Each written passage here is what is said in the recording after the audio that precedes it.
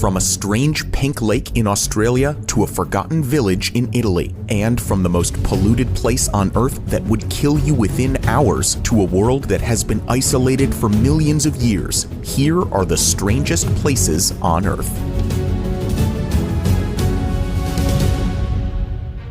Our first stop takes us to the Vulcan Point in the Philippines. The best way of describing Vulcan Point is that it is an Inception-style island. It's an island on a lake on an island on a lake on an island. So Vulcan Point is an island on a crater lake, which is on Taal Volcano Island, which is on Taal Lake, which is on Luzon Island. And Taal Volcano Island should give you a clue as to how these islands are formed. The regular eruptions in this area have resulted in a truly extraordinary landscape. As beautiful as this scenery is, Taal Volcano has killed 6,000 people in its recorded history. A huge eruption occurred in 1977 and started rumbling again in 1991. There have been 33 recorded eruptions, and it is the second most active volcano in the Philippines. Its latest major eruption was in January 2020, when 23,000 people had to be evacuated. During this eruption, Vulcan Point was nearly destroyed. Although Vulcan Point is incredibly strange, it is not the only geographical form of its kind. Victoria Island in Canada has another Inception-style island. However, this island has no access routes and is far away from the nearest town or village. But Victoria Island holds the Guinness World Record for the largest Inception island in the world. Our next strange sighting takes us further south to the Sahara Desert. This amazing feature was walked by unnoticed for hundreds of years. It wasn't until humans began traveling into space in the 1960s that people realized just how truly spectacular this structure was. Deep within the desert lies a unique rock formation, which is now known as the Eye of the Sahara. It was spotted in the 1960s by Gemini astronauts and soon became a landmark for astronauts orbiting the planet. Several theories have been proposed as to what this could be, but the craziest theory must be that this formation is the lost city of Atlantis. The Greek philosopher Plato spoke about the lost city having concrete rings around it, but this theory is not taken seriously by many scientists. It was also argued that this could have been a meteorite, but a more widely accepted theory is that the rings are molten rock from the surface. According to NASA, this circular geologic feature is thought to be caused by an uplifted dome. Geologists would classify it as a domed anticline, which has been eroded to expose the originally flat rock layers. The different layers are what gives it a bullseye look. The theory is that molten rock from the surface is the most plausible explanation, but ultimately, geologists cannot say this for sure, and until then, it remains a mystery. Our next place takes us across the Atlantic to Mount Roraima, a fascinating mountain that stretches across Venezuela, Brazil, and Guyana. Although it is a mountain, it looks like an island within the clouds and is in a world of its own. For 20 million years, this mountain has been surrounded by incredibly steep cliffs on all sides. The steepness of these cliffs means that it is not connected to surrounding areas and simply exists on its own. The surface is 2.8 kilometers high and takes a 3-day hike to reach. It was referred to by the indigenous people who lived nearby as the House of the Gods, and they believed that whoever reached the top would not return. In the early 20th century, this mountain was visited by British author Arthur Conan Doyle, who wrote the Sherlock Holmes series and was inspired to write a novel called The Jurassic World, about a land on Earth where dinosaurs still exist. Doyle's book was based on the theory that dinosaurs or life forms still exist in this place. This has obviously never been proven, but still, a lot of this area has remained unexplored till this day. When working for National Geographic in 1989, German explorer Uwe George said, "None of us have found primordial creatures or their fossil remains there, but the terrain is so difficult that only a fraction of the 44 square miles has so far been explored." What have been found are black frogs, dragonflies, tarantulas, and plant life which are found nowhere else. Mount Roraima is truly a world of its own. Thousands of miles away from this location is a place with a remarkably similar situation. While Socotra Island is technically part of Yemen, the island itself is stranded in the middle of the Indian Ocean and closer to Africa than the Middle East. It is 240 kilometers from Somalia, but 380 kilometers from the Arabian Peninsula. But Socotra is a world of its own. There are over 300 plant species and 5 bird species that are not found in any other place on Earth. It has been nicknamed the most alien place on Earth because of its unique habitat and surroundings, particularly the dragon blood tree. This iconic tree is umbrella-shaped and doesn't look like any other tree in the world. But Socotra is also an island marred by conflict. It has been known as a pirate base as far as Marco Polo. More recently, it has often been a refueling place for Somali pirates and has also been impacted by the ongoing war between Yemen and Saudi Arabia.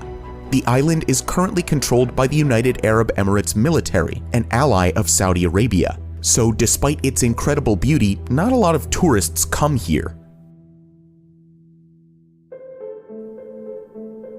Moving on to the Bahamas, we have one of the deepest known blue holes. While this is a popular tourist spot, the feature is also helpful to us when researching extraterrestrial life forms.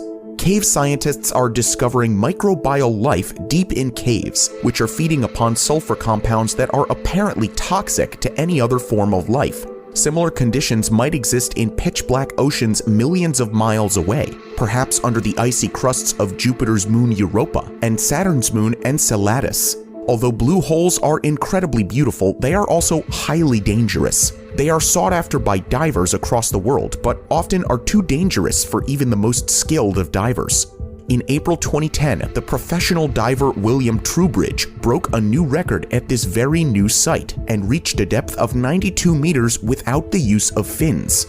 In December later that year, he reached 101 meters.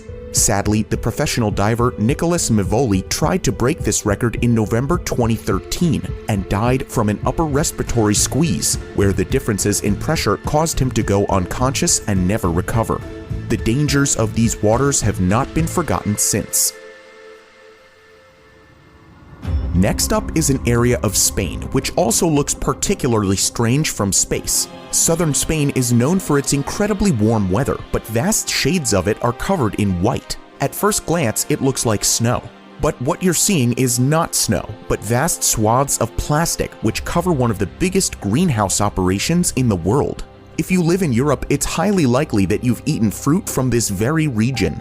These plastic greenhouses take up almost 100,000 acres along the coast. This part of Spain receives a vast amount of sunlight all year round, so you can grow vegetables throughout the year.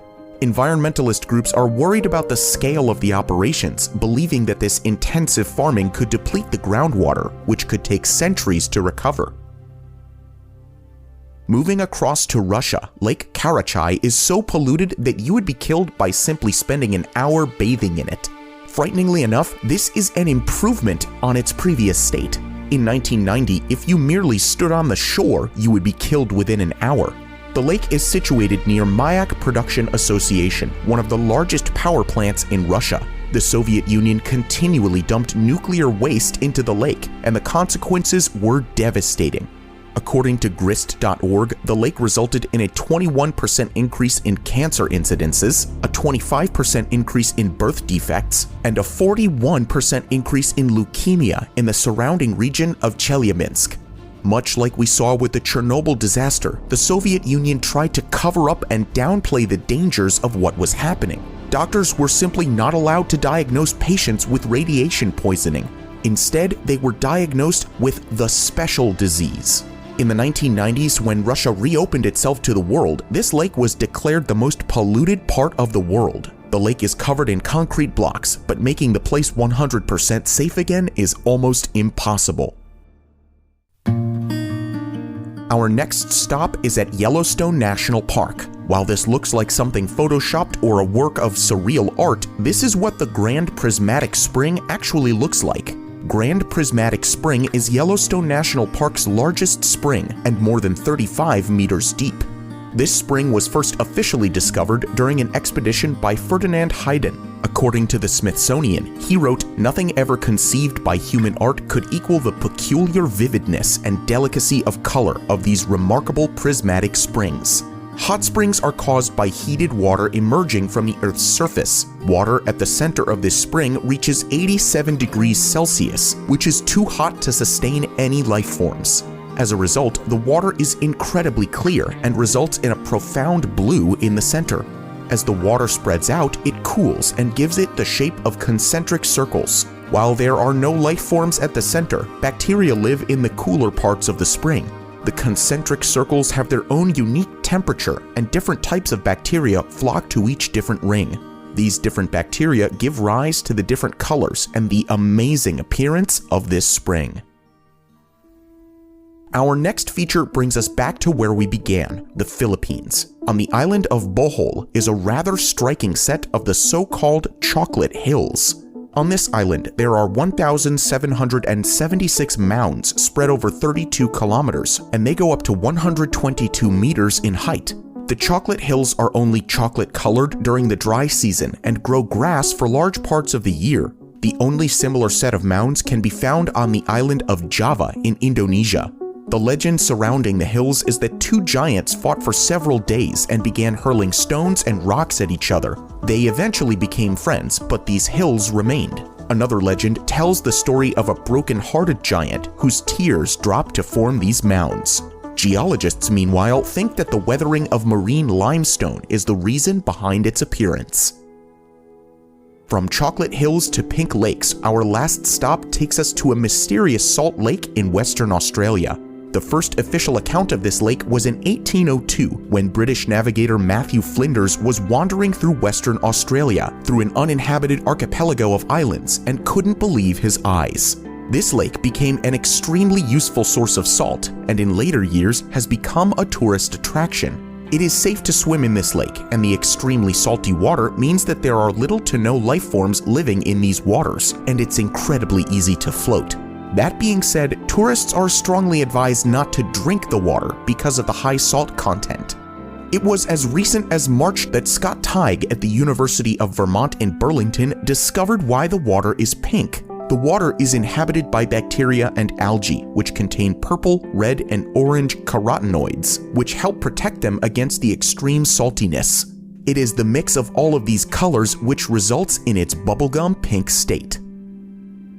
And that brings us to the end of our video. Are there any strange places on Earth that we've missed and that you think we should include in a future video? Let us know in the comments below. If you want to see more about similar projects, you should watch our video about the most isolated places on Earth. Thank you for watching, and we'll see you in the next video.